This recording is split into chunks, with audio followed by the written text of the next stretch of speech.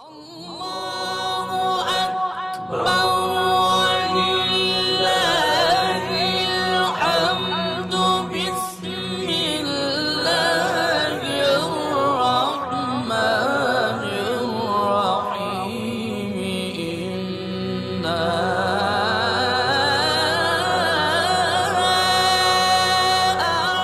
باللہ من الشیطان الرجیم بسم اللہ الرحمن الرحیم قال اللہ سبحانہ تبارک و تعالی فی کتابہ الحکیم وقولہ الحق بسم اللہ الرحمن الرحیم ومن آیاتہ ان خلق لکم من انفسکم ازواجا لتسکنوا الیہا۔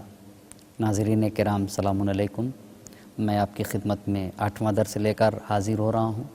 عنوان گفتگو ہے الہی گھرانہ، اور اس کے ضمن میں آج یہ بتانا چاہوں گا کہ جیسے کل آپ کی خدمت میں عرض کیا کہ سب سے برے لوگوں کی پہچان، سب سے اچھے لوگوں کی پہچان کیا ہے، آج بتانا چاہوں گا الہی گھرانے کے ضمن میں سب سے برے اور پست لوگوں کی پہچان کیا ہے۔ اس بات پہ توجہ کرنے کی ضرورت ہے کہ ایک انسان حقیقی معنوں میں وہ انسان کامیاب ہے اور خوش نصیب ہے وہ انسان جو اپنی فیملی کے ساتھ وقت دے سکے اور اپنی فیملی کو وقت اور پیار اور محبت دے سکے۔ میں سید الشہداء امام حسین علیہ السلام کے اس فقرے کو آپ کو سنوں کہ فیملی گھرانہ کتنا مہم ہے۔ میرے امام حسین علیہ السلام نے قسم کھا کر کہا لَأَمْرُكَ إِنِّي لَأُحِبُّ دَارًا تَكُونُ بِهَا سَكِينَةٌ وَالرُّبَابُ۔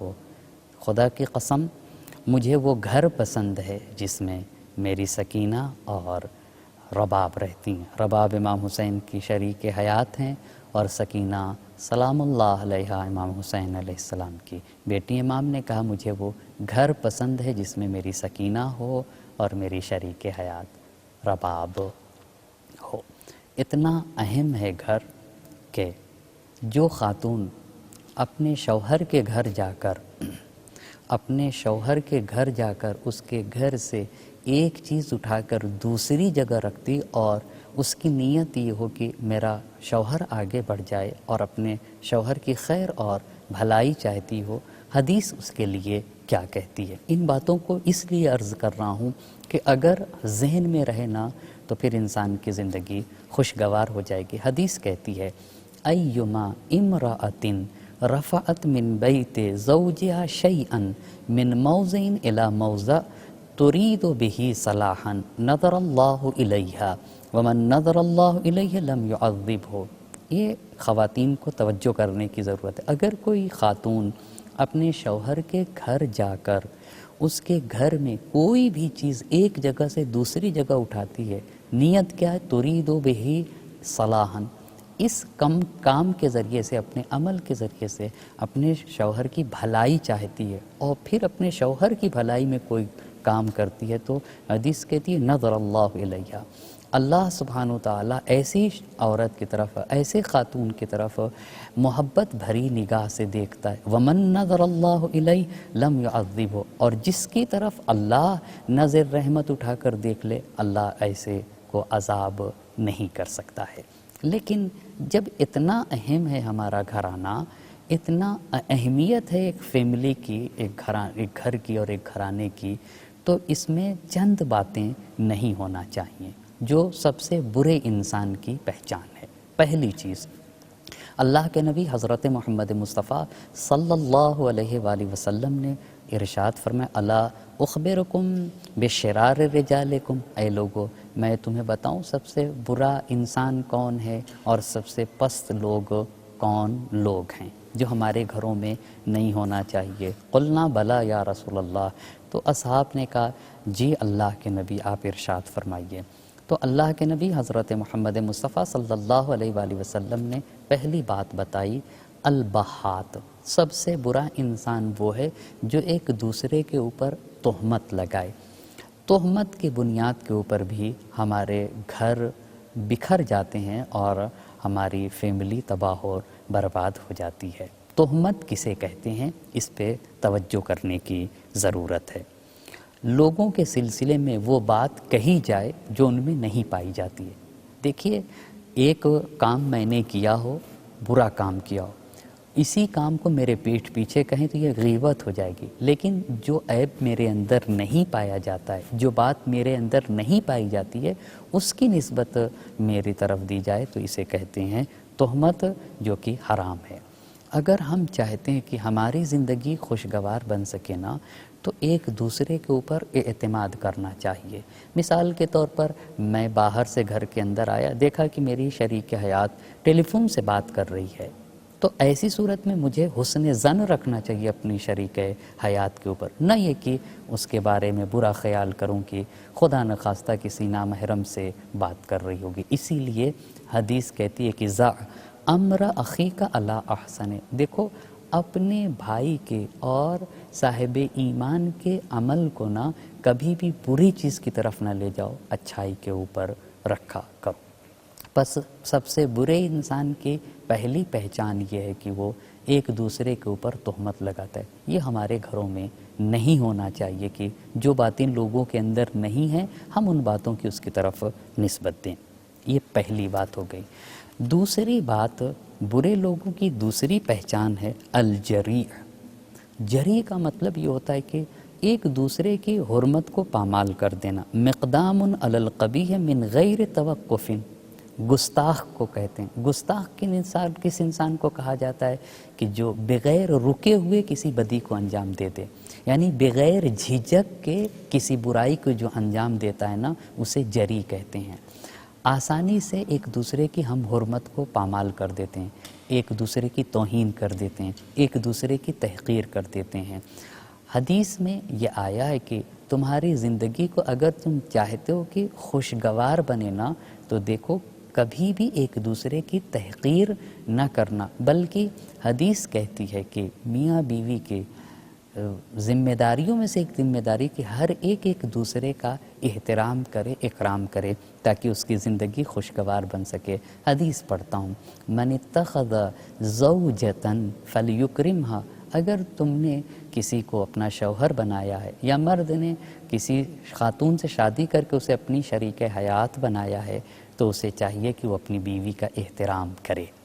حدیث کہتی ہے.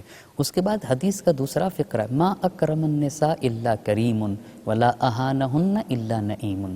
کریم انسان اپنے شریک حیات کا احترام کرتا اور اس کا اکرام کرتا ہے. ولا اہانہن الا لئیم، اور پست انسان کی پہچان یہ ہے کہ وہ اپنی بیوی کی توہین کرے گا. نیک، شریف، کریم انسان اپنی فیملی کا احترام، اکرام، عزت کرتا ہے. اور پست انسان کی پہچان یہ ہے کہ ولا اہانہن الا لئیم. لئیم اور پست انسان کی پہچان یہ ہے کہ وہ اپنی فیملی کی توہین کرتا ہے. من اخلاق الانبیاء حب النساء، انبیاء کرام کے اخلاق میں سے کہ اپنی عورت کو اپنی شریک حیات سے محبت کیا جائے، اس کو عزت دی جائے، اسے احترام دیا جائے اور اس کا اکرام کیا جائے. بس سب سے برے انسان کی پہلی پہچان تہمت لگائے گا. دوسری، اچھا یہ اکرام اور احترام کا مسئلہ دو طرفہ ہے، یعنی میاں بیوی کا احترام کرے اور بیوی اپنے شوہر کا احترام اور اکرام کرے. بس پہلی سب سے برے انسان کی پہلی پہچان کی وہ تہمت لگاتا ہے. دوسری پہچان یہ کہ جری ہوتا ہے، گستاخ، یعنی بغیر جھجک کے کسی بھی برے کام کو انجام دیتے. تیسری بات الفحاش، بد زبان.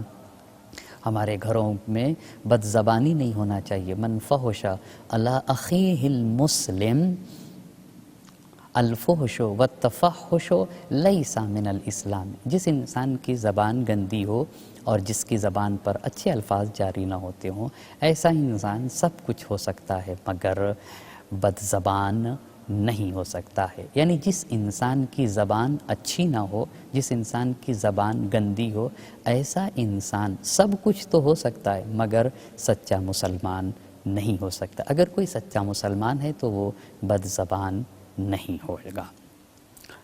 چوتھی بات العاقل وحدہ. آج کل بڑے بڑے شہروں میں لوگ زندگی گزارتے ہیں، عموماً دستور ہو گیا ہے. برے انسان کی ایک اور پہچان ہے کہ وہ اکیلا کھا لیتا ہے، تنہا کھانا کھاتا ہے. اس کا کیا مطلب تنہا کا؟ اس کا دو مطلب ہے. ایک تو مطلب یہ ہو سکتا ہے کہ کبھی ایک دوسرے کو بلاتا نہیں ہے، پوچھتا نہیں۔ ایک اور مطلب ہے جس کی طرف ہمیں متوجہ کرنے کی ضرورت ہے۔ مثال کے طور پر میں کسی بڑے شہر میں رہتا ہوں، میرے دوست و احباب ہیں، وہ مجھ سے کہتے ہیں کہ چلو آج فلاں ہوٹل میں کھا لیتے ہیں، تو ہم اپنے بیوی بچوں کو چھوڑ کر ان کے ساتھ ہوٹل میں چلے جاتے ہیں۔ کہا یہ اچھے انسان کی پہچان نہیں ہے جو ہر دن کا دستور بنا لے کہ اپنی فیملی کو چھوڑ کر جا کر اپنے دوستوں کو تنہائی میں کھانا کھا لے۔ یہ 4 باتیں المانع و رفدہ، بدترین انسان کی 5ویں بات یہ ہے کہ وہ کنجوس ہوتا ہے، اس کے ذات سے دوسرے کو فائدہ نہیں ہوتا ہے۔ اور 6ٹھی بات سب سے برے انسان کی الضارب ابدا، جو انسان اپنے انڈر میں رہنے والے لوگوں کو، اپنی بیوی بچوں کو، اپنی فیملی کو اور اپنے ماتحت کام کرنے والوں کو، نوکروں کو ستاتا ہے، یہ سب سے برا انسان ہے۔ اور بس پہلی چیز برے انسان کی وہ تہمت لگاتا ہے، دوسری بات گستاخ ہوتا ہے، تیسری بات بد زبان ہوتا ہے، چوتھی بات تنہا کھاتا ہے، 5ویں بات یہ کہ کنجوس ہوتا ہے، اس کی ذات سے دوسرے کو فائدہ نہیں پہنچتا، چھٹی بات یہ ہے کہ اپنے سے انڈر والے لوگوں کو، چاہے وہ اس کی فیملی ہو، بیوی بچے ہوں یا اس کے انڈر میں کام کرنے والوں، ان کو ستاتا ہے۔ 7ویں بات والملجی عیالہ الی غیرہ، اپنی فیملی کو دوسرے کا محتاج بنا دیتا ہے۔ کہا یہ اچھے انسان کی پہچان نہیں، یہ وہ باتیں ہیں جو ہمارے گھروں میں نہیں ہونا چاہیے۔ ایسا لمحہ نہ آئے کہ ہم اپنی شریک حیات کو، اپنی فیملی کو دوسرے کا محتاج بنا دیں، کہ ہماری فیملی دوسرے کے سامنے جا کر گدائی کرے اور 4 پیسے کے لیے ہاتھ پھیلائے۔ السلام علیکم ورحمۃ اللہ وبرکاتہ۔